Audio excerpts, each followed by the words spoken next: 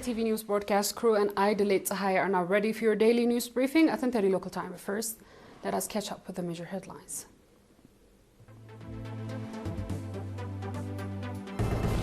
Volunteer students and teachers recognized in Central Region. Northern Red Sea Region Festival presentation receives high praise.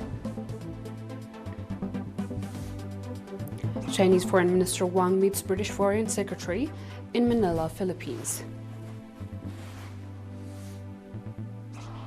And EU fines Google record $1 billion first under landmark rules. Proceeding with our reports.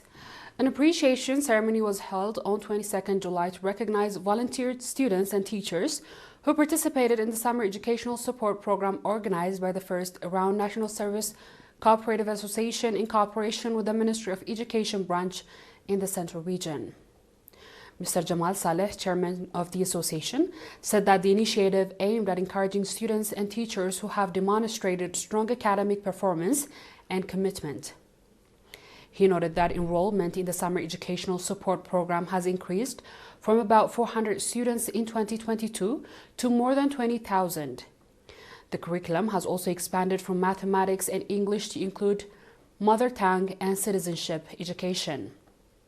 Minister of Education Dr. Halima Mohammed commended the initiative and emphasized the importance of cooperation between communities and government institutions in advancing education. General Philip Oswald Johannes, Chief of Staff of the Eritrean Defense Forces, said that the program strengthens youth participation in society and promote appreciation for the teaching profession.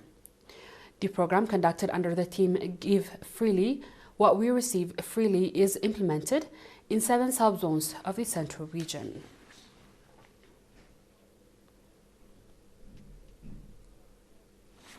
The Northern Red Sea Region presentation at the Eritrean Festival 2026 featured cultural, traditions, exhibition, and marine and agricultural resources is receiving high praise from visitors.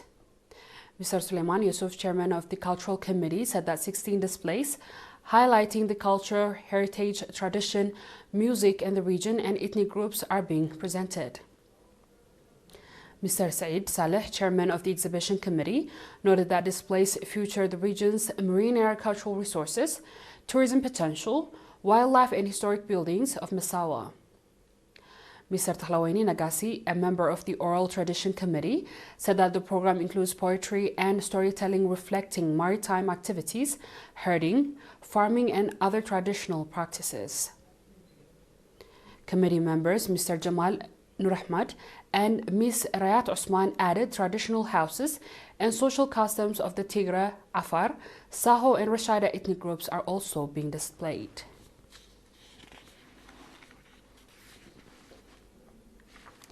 A total of 90 youth, including 31 females, graduates on 18 July after completing 3 months of practical and theoretical vocational training in Dubaroa.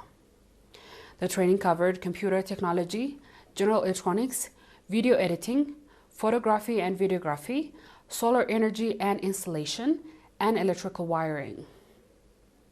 At the graduation ceremony was emphasized that acquiring vocational skills alongside academic education is crucial for the future and should be strongly encouraged.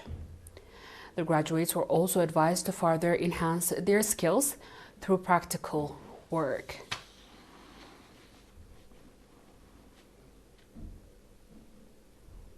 Straight ahead is our international news after a short break.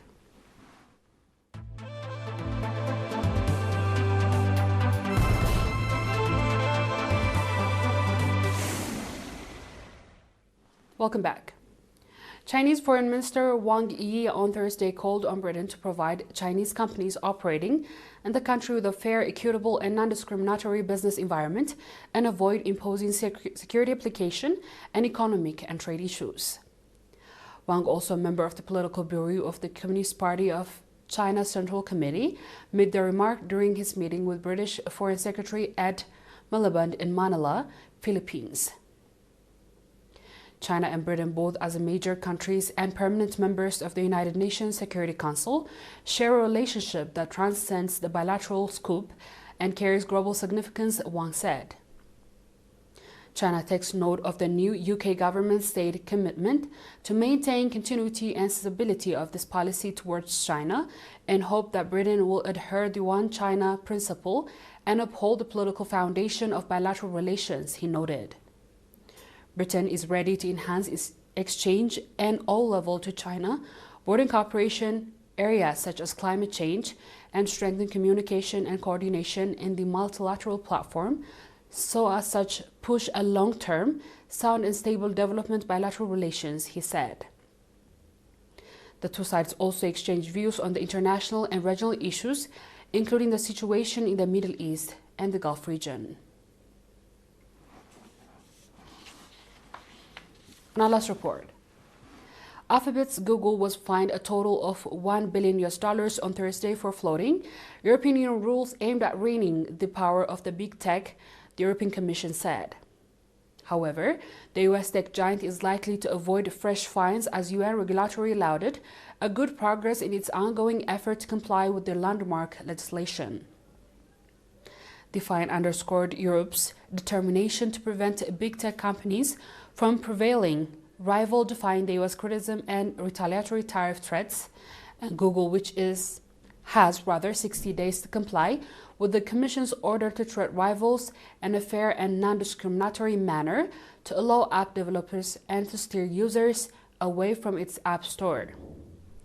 Criticized the EU finding and said it might take the Commission to court.